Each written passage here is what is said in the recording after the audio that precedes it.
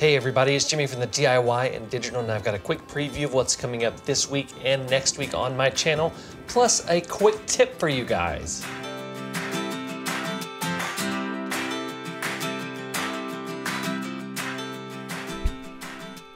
So this week on my channel, we have another edition of the very popular series, Dollar Store Model Railroad Finds.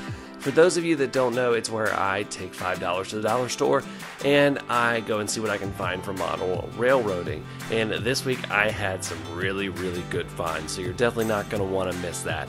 Then next week it's my 50th episode special. It's not going to be very train heavy, but I'm going to be showing you guys behind the scenes and how I produce an episode.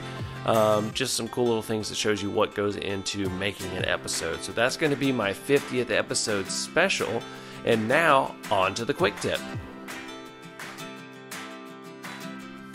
My quick tip this week is all about fascia boards. Now, when you're picking your material for your fascia boards, you have to consider a couple things. Is your layout permanent or is it going to be mobile? So, for instance, when I picked my new fascia board panels, I chose something that was going to be better for a layout that's going to move.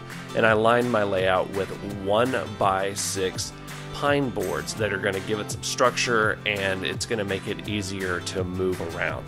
If you're having something more permanent, you can use something like tempered hardboard or pieces of Lawan plywood. So that's all about fascia, and that's my quick tip for this week. If you haven't already, go ahead and hit that subscribe button, hit that like button, and hit that bell icon so that you don't miss any updates or quick tips like this video. Until next time, I'm Jimmy from the DIY and Digital. Happy railroading!